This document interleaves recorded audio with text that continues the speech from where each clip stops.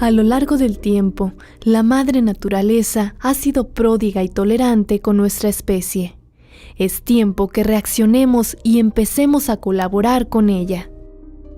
El director del Centro Universitario de Gestión Ambiental de la Universidad de Colima, Francisco Cárdenas Munguía, llevó a cabo el proyecto de una casa ecológica que ayudará a combatir el deterioro del planeta mediante la preservación de la naturaleza. La granja Oikos, que significa hábitat en griego, se localiza en las inmediaciones de la población de Comala, en el corazón de un bosque de frutales, declarado reserva ecológica. Hay dos criterios básicos cuando uno hace una casa: integrarse a la naturaleza, respetar el ecosistema donde uno está, y por otro lado, tratar de minimizar el consumo energético para tener un hábitat pues confortable, de calidad, ¿no? Los objetivos principales de esta granja son la preservación del bosque, la producción de alimentos, la reutilización de desechos y el consumo mínimo de energía. Para la construcción de este inmueble, había que respetar varios aspectos, donde se tomó en cuenta la integración a un medio boscoso donde existiera variedad de árboles frutales. Para eso fue necesario utilizar materiales contemporáneos como es el concreto reforzado con acero. Y además es una zona sísmica, entonces había que utilizarlo. Y por otro lado, era necesario tener aislante térmico para tener un control ya sea del calor o del frío, porque esta es una zona más fría que Colima, y además las huertas son muy frescas en invierno, llega a bajar la temperatura hasta 10 grados centígrados más o menos en tiempo de invierno. Entonces utilicé un material que se llama Panel W, que es hecho a base de poliuretano, y bueno, eso es un aislante térmico y además es muy ligero, entonces no se le mete mucho peso a la estructura de la casa, lo cual lo hace menos costosa y menos consumo de energía también. También el diseño de la casa es parte importante para el objetivo del cuidado de la naturaleza. La casa tiene la forma de un árbol y es decir, en su base es muy reducida y va tomando altura, es decir, va buscando el sol como un árbol. Es reducido en su desplante para no molestar las raíces de los árboles. Y por otro lado, es vertical para buscar la luz, que es parte de la energía que estamos utilizando para la casa. Para la preservación ecológica del bosque, ningún árbol puede ser derribado, no se utilizan detergentes ni agroquímicos. Es importante el control de insectos para la seguridad de la casa. No usar químicos contaminantes que pueden dañar a la naturaleza. Asimismo, aprendí que los murciélagos con una pequeña lucecita, con muy poca energía, se ahuyentan de donde uno quiere estar. Sí hay murciélagos, porque es importante que permanezcan para control de insectos, para polinizar las plantas. Entonces, eso hay que entenderlo, no podemos matarlos ni ahuyentarlos, sino hay que aprender a convivir con ellos. Por eso la terraza libre abajo, con una serie de controles lisos para evitar o para hacer más difícil que el animal se trepe a la casa, y tener un control abajo, porque todo es columna, desde el punto de vista también de visibilidad es mejor, porque uno puede tener un control, es más segura la casa porque uno está viendo abajo qué pasa, y de esa manera bueno, se integra uno a la naturaleza y no la deteriora, ¿no?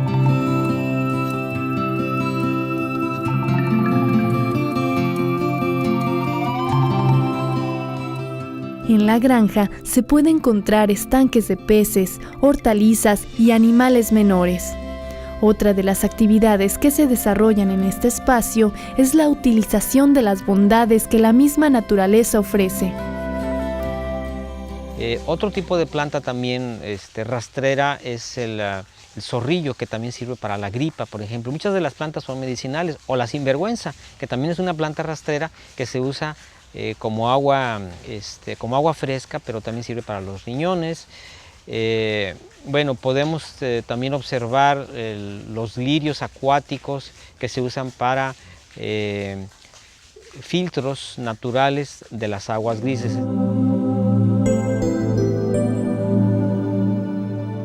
En este lugar se maneja la reutilización de aguas grises y negras, así como la captación de aguas pluviales para su almacenamiento.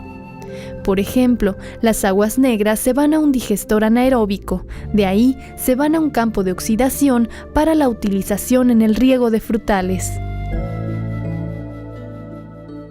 Aquí es importante también aprovechar que tenemos una precipitación pluvial bastante buena, alrededor de 1000 mililitros promedio al año.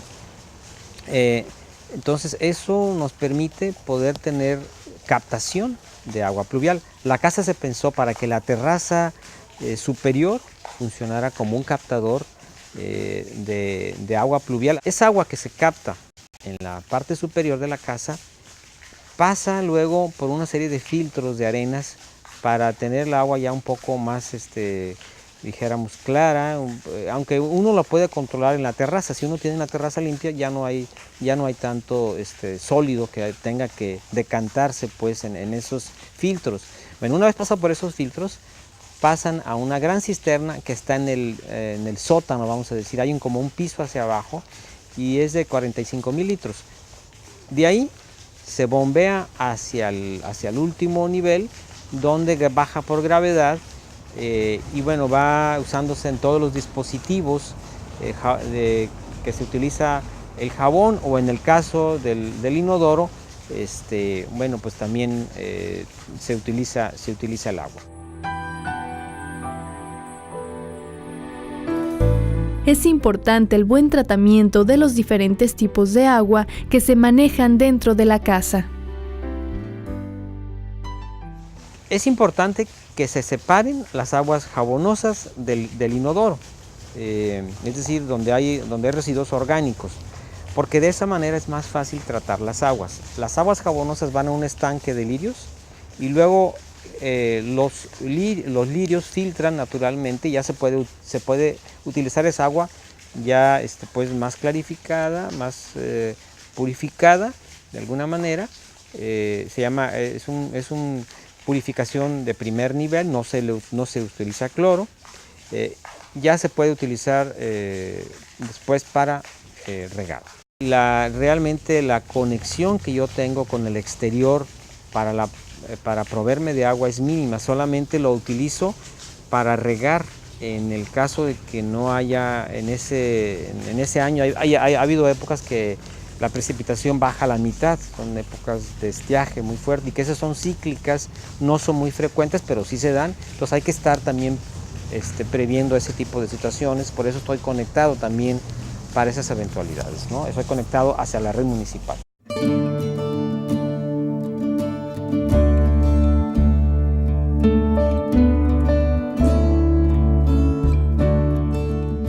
Algunos de los dispositivos que se utilizan para tener alumbrado son un calentador solar y unas celdas fotovoltaicas. El trabajo que realizan estos aparatos es la conversión de la luz solar en electricidad, la cual se almacena en un banco de baterías a través de un controlador de corriente. Aquí, por ejemplo, se trató que la casa fuera climáticamente agradable para no tener ese tipo de dispositivos eléctricos. Entonces, el tipo de producción eléctrica que yo tengo aquí es a base de sol, a base de fotoceldas. Luego se almacena en baterías y de ahí se utiliza para las lámparas. El refrigerador, por ejemplo, que es el que más consume, en mi caso, más electricidad, bueno, ahí sí he cuidado que sea de alto rendimiento, pero además que no sea muy grande.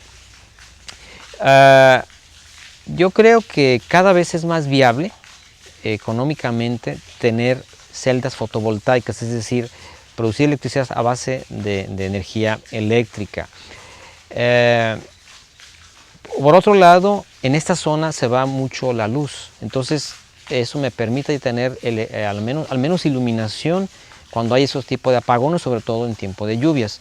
Entonces creo que también representa una forma también de poderse proveer uno de electricidad. El agua se calienta con energía solar, son calentadores solares que se diseñan de manera modular y uno va aumentando ese módulo conforme va haciendo la demanda. O sea, si es una familia pequeña o si es un complejo muy grande, pues se utilizan simplemente más módulos. Lo mismo pasa con las celdas fotovoltaicas, son modulares y uno las va disponiendo, las va aumentando conforme sea la necesidad.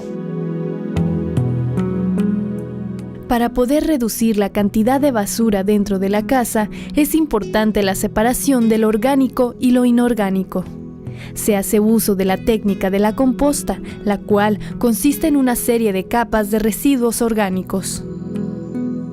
Hay que ir haciendo por capas. Por ejemplo, uno mete residuos orgánicos, que puede ser hojarasca, que puede ser desperdicio de la comida, como verduras o cáscaras de algún frutas, o algo picado que ya no lo podemos utilizar o que se descompuso. Bueno, se pone esa capita y arriba se pone otra que puede ser tierra, si se dispone de ello, o si no puede ser acerrín, puede ser incluso de la misma hojarasca picada, con el objeto de que no huela y de que no sea un atractor para los animales, y con las mismas hojas que caen y se degradan y van composteándose. Entonces uno puede compostear junto con las hojas, porque hay animalitos, insectos que van degradando esas hojas o ese material de residuo que uno puede utilizar.